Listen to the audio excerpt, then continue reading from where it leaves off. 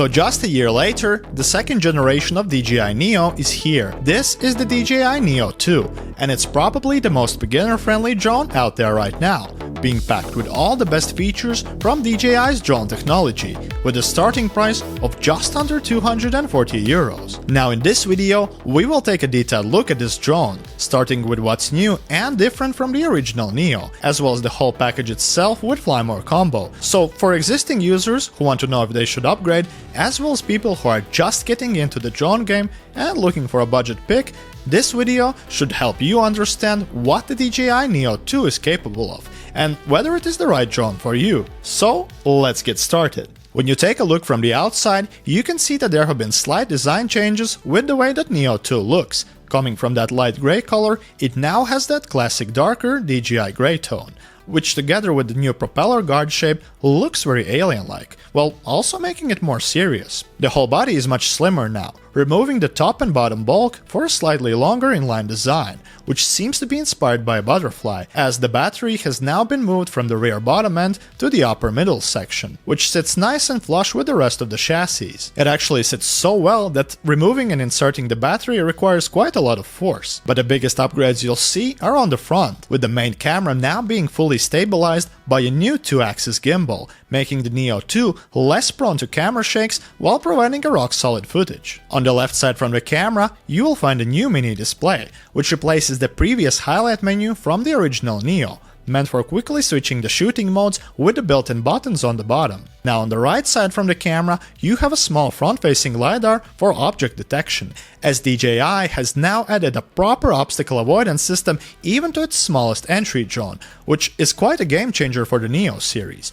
And next to that LiDAR, you also have a small LED status indicator to make you better aware of what the drone is doing when controlling it from a further distance. Following the obstacle avoidance upgrades, on the back you also have the new omnidirectional sensors, both on top and the bottom, so you now pretty much have 360 coverage for avoiding those risky surroundings when actively tracking. For the all-around obstacle avoidance to work the best, however, your environment must be properly lit, which mostly means using it in proper daylight. Now you might have already noticed those two antennas sticking out on the back of this Neo 2. This is actually the transmission module used for controlling the drone with a remote controller or FPV gear, as when buying a Fly More combo kit, which has either one of the controller types bundled, you will have this module pre-installed. But if you are getting the drone-only package with no RC, then this module won't be there, as the drone is still fully controllable via Wi-Fi up to a certain range, by just using your phone. In fact, with the Neo 2, you can even leave out the phone entirely sometimes,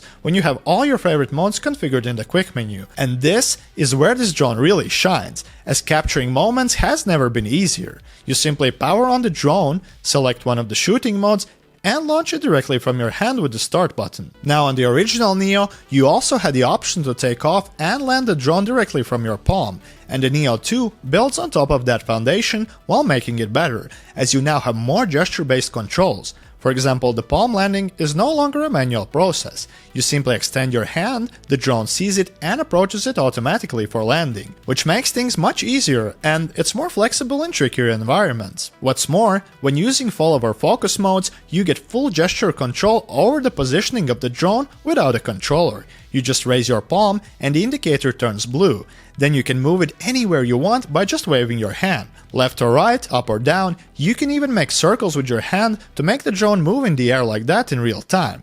And if you want to move it further away, then you just move your palms apart from each other, or bring them closer to make the drone come closer. And I think that we might see even more gestures in other modes, hopefully being added with future updates. And talking about updates, there are many improvements in the camera department as well, starting with a bigger f2.2 aperture lens. And while it seems that the camera sensor has remained the same half-inch 12-megapixel CMOS one, we are now able to squeeze much more performance out from it. The Neo 2 can now capture footage in 4K 60 FPS as well, with even going all the way up to 100 FPS in slow-mo mode, but this mode can only be accessed when using the physical remote controller. And the portrait mode video has improved as well, coming from 1080p on the original Neo up to 2.7K on the Neo 2, while also supporting up to 60 FPS, which is still a vertical crop from that 12 megapixel sensor. Naturally, with the increased resolution and FPS, the bitrate goes up as well, so with the bigger file sizes, you need bigger storage,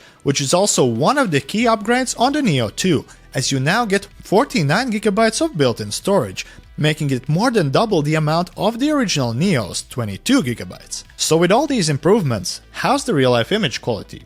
Well, for an entry-class drone in this size, I was pretty impressed, as it perfectly captures the essence of the scenery, making the bright and vivid autumn colors pop in bright daylight.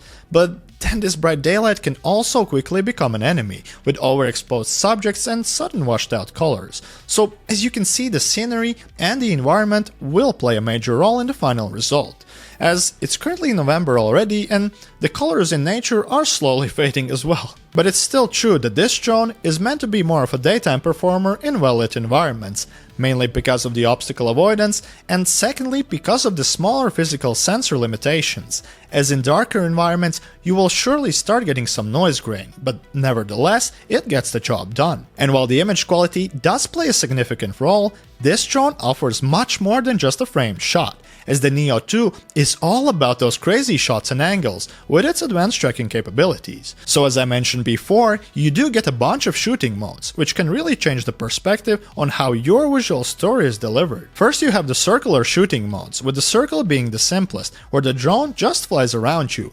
And then there are the more advanced helix and boomerang modes, which shape the movement in a more elliptical circle or performs it in an outward spinning motion. Then for playing with distance, you have Drone, which is a classic backwards drone movement revealing the surrounding scenery. Or you can use Rocket if you want to have that top-down look from above. And DJI has even added a dolly zoom mode, which can really warp the perspective. But for an all-in-one highlight approach, you have the new Master Shot feature, which will take a couple of those modes together and shoot them in a sequence, from which you can then get an auto-created highlight video directly from the app. As crazy shooting angles you get for the video, you also have a photo mode called Selfie Shot. This will come in really handy for shooting scenic photos on places where tripod is not really an option, as the drone will center the people in the middle for some epic shots. In the app, you can also customize what kind of sequence of shots should the drone do. And then of course, you also have the follow mode with DJI's Active Track, which might just be the one you'll be using the most with this drone, just like me, as it can nicely track your run from different heights and angles, or maybe just a casual walk. And then you also have those dedicated follow modes for skiing and cycling. And if you try changing the tracking position in these modes while recording, it can bring some really amazing circle around shots. And this is where the improved obstacle avoidance will help the most, as you no longer have to worry about your drone hitting a branch of a tree and falling behind you.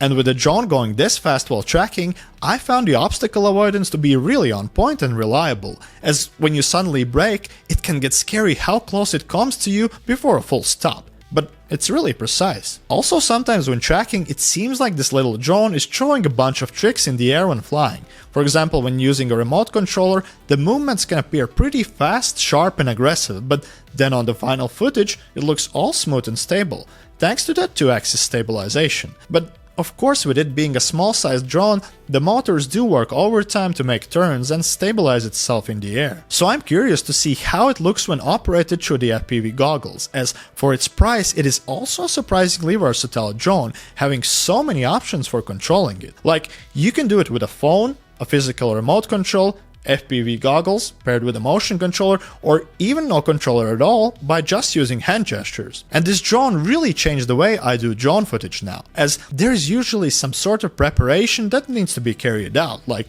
powering up the gear, finding a takeoff/landing spot, and so on. But with the Neo 2, I just take the drone, launch it straight from my hand, grab some really nice footage with one of the automated shooting modes, and land it back on my palm. This is really the kind of drone you can take with you without much of thinking or advanced planning, and this makes it a really good choice for beginners looking to get some hot angles without spending too much money on all the drone gear. But while the drone alone might be cheap, I would totally recommend paying around that 100 extra to get the Fly More combo, as with the 4K footage, wind, and all those crazy stunts, the battery will deplete rather quickly, so it's good to have a spare battery nearby to keep things going while recharging the rest. Let me know what you think about the DJI Neo 2 in the comments below. Would you pick this as your first drone?